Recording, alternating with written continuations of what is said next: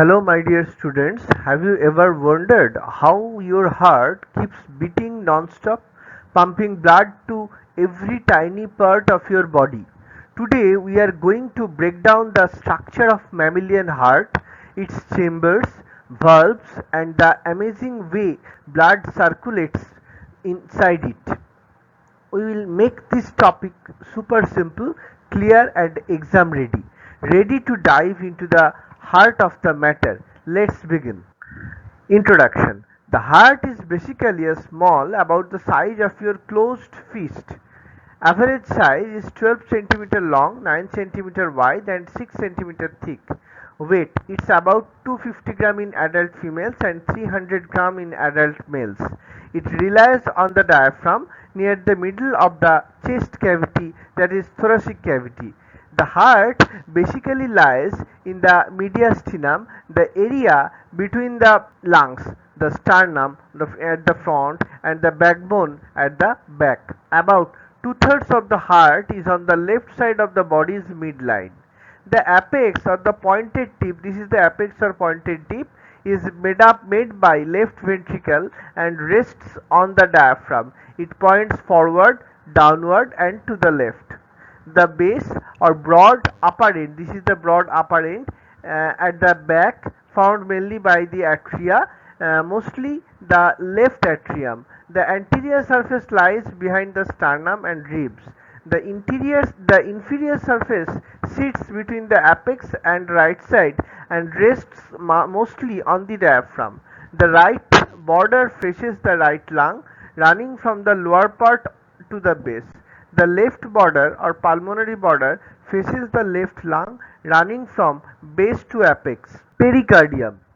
The pericardium of the heart is a membrane that surrounds and protects the heart. It keeps the heart in place inside the mediastinum but allow it to move and beat freely.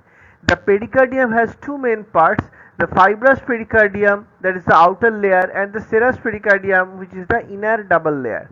The fibrous pericardium is tough and strong, made of dense elastic tissue, attaches to the diaphragm below, joins with the big blood vessels of the heart. It stops the heart from overstretching, protects it, and keeps it in place. It moves the diaphragm. It moves with the diaphragm, helping blood flow during deep breathing. The serous pericardium is thin and delicate structure. It has two layers. Parietal layer, which is the outer layer, sticks to the fibrous pericardium, and visceral layer is the inner layer which sticks tightly to the heart surface. It is also called as epicardium. Between the two serous layers is the pericardial cavity which has serous fluid. This fluid works like a lubricant, so the layers don't rub roughly when the heart beats. Layers of the heart wall has three layers. Epicardium is the outer layer, myocardium is the middle layer, and endocardium is the inner layer. Epicardium is the outer thin layer of the heart, same as the visceral layer of the serous pericardium. It is made up of mesothelium with some fatty tissue, that is adipose tissue. Fat is thicker over the ventricles and covers major heart blood vessels. More fat, if the body is fatty, usually increases with age. It makes the heart's surface smooth and slippery. It has blood vessels and lymph vessels that supply the heart muscle. Now, myocardium, it is the middle layer and thickest, about 95% of the heart wall. It is made up of cardiac muscle tissue. It is responsible for heart's pumping action, and muscle fibers wrapped in bundles and swirled around the heart to pump strongly. Then endocardium, it is the innermost thin layer. It is made up of endothelium and a thin connective tissue layer. It lines inside of heart chambers and covers the valves. Smooth lining helps blood flow easily and reduces friction. It joins smoothly with the inner lining of the big blood vessels attached to the heart. Now we will explore chambers of the heart. The heart has four chambers. The mammalian heart has four chambers, two atria, that is upper chamber, which receive blood, and two ventricles, that is lower chambers, which pump blood out. Atria. The atria get blood from veins that bring blood back to the heart. Each atrium has a small ear-like pouch called an auricle. The auricle helps the atrium hold more blood. Ventricles. The ventricle pump blood out of the heart into the arteries. The heart surfaces has grooves called sulci. Sulci hold coronary blood vessels and fat. Sulci show the borders between the chambers. The coronary sulcus goes around the heart and separates the atria at the top from the ventricles. The anterior interventricular sulcus is a shallow groove in front. It marks the boundary between the right and left ventricles. It continues to the back as the posterior interventricular sulcus.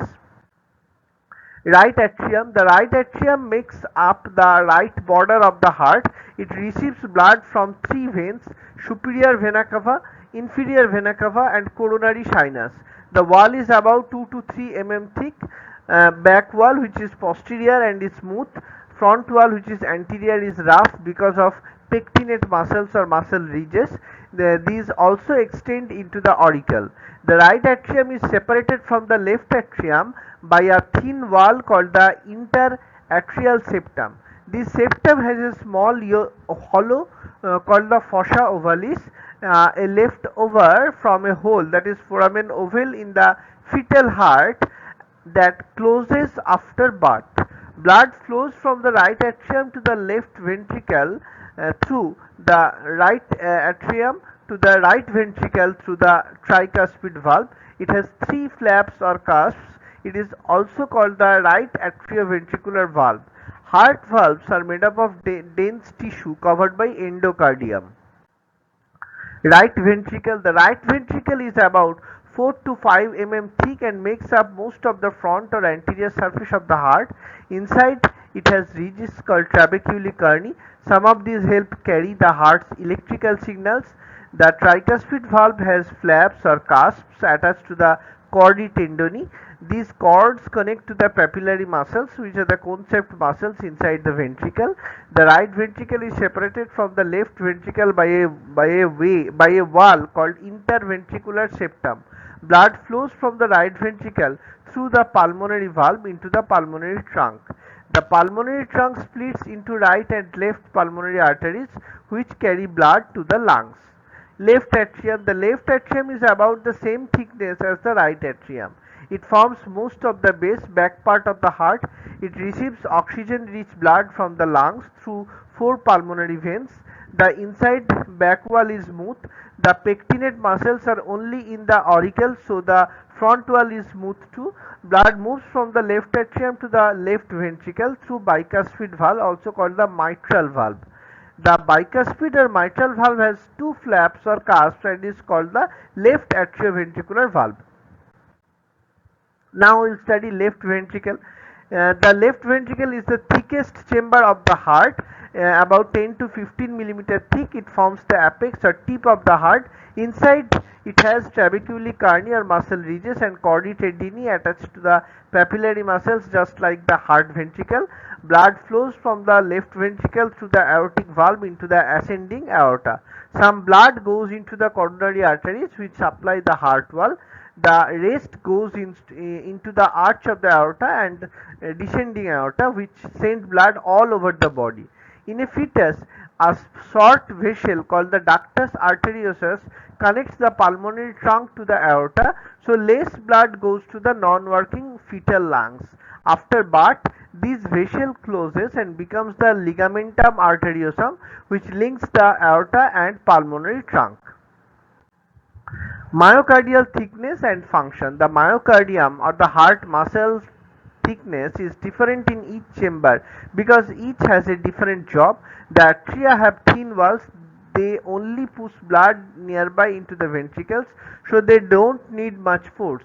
The ventricles have thicker walls because they pump blood under higher pressure and longer distances. The right ventricle pumps blood a short distance to the lung, so its wall is thinner. The pressure needed is low. The left ventricle pumps blood all around the body, so it must push blood far against more resistance, so its wall is thickest. Even though both ventricles pump the same amount of blood, the left ventricle works much harder than the right ventricle. fibrous skeleton of the heart. Besides muscle, the heart wall has dense connective tissue called the fibrous skeleton. It has four strong rings of connective tissue that surround the heart valves. It join together and connect with the interventricular septum. The fibrous skeleton, it holds the valves in place, stops the valves from overstretching when blood flows through, provides places for heart muscle fibers to attach, blocks direct electrical signals between the atria and ventricles, which helps control the heartbeat. Heart valves and blood flow. When each heart chamber contracts, it pushes blood forward into the next chamber or an artery. Valves open and close with pressure changes to keep blood moving one way only. They stop backflow.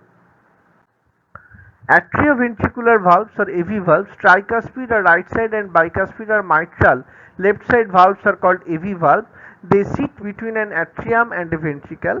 When ventricles are relaxed, AV valves are open. Blood flows from atria and then move into ventricles. Papillary muscles and chordae tendineae are loose. When ventricles contract, blood pushes the valve flaps closed.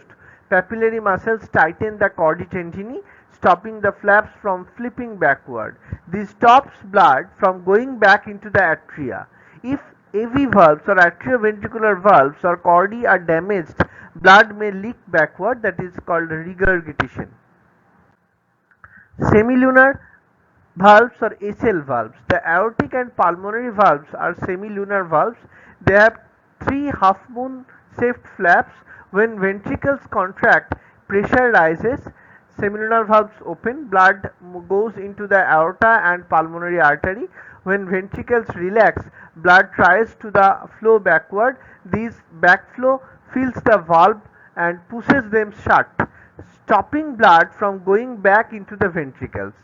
No valve at vein entry. There are no valves where the vena cava entered the right atrium or where the pulmonary veins entered the left atrium. A little blood may flow backward, but when the atria contract, they squeeze the veins shut to reduce backflow. This image shows a labeled diagram of blood flow in the human heart. It clearly marks the major chambers: right atrium, right ventricle, left atrium and left ventricle, along with the main valves like the tricuspid, pulmonary, mitral and aortic valves. The arrows here indicate the directions of blood flow. Blood enters the right atrium through the superior and inferior vena cava, passes through the heart chamber and valves, then it goes to the lungs via the pulmonary arteries and returns oxygenated through the pulmonary veins to the left side, which pumps it out through the aorta. The color coding and arrows help students easily understand how blood circulates through the heart and to the rest of the body. This is the superior vena cava, this is pulmonary artery, this is pulmonary vein, this is right atrium, this is pulmonary valve, this is tricuspid valve in between right atrium and right ventricle, this is inferior vena cava, this is aorta or pulmonary artery, pulmonary vein, left atrium, mitral valve, aortic valve and left ventricle. I hope this class helped you understand how the mammalian heart works, how its chambers receive and pump blood, how the valves make sure blood flows in just one direction, and how every heartbeat keeps your whole body alive and active. From tiny atria to strong ventricles and smart valves, every part works perfectly together. If you found this step-by-step explanation helpful, don't forget to like, share and subscribe for more clear and easy lessons. Keep learning, keep exploring. See you in the next class. Thank you.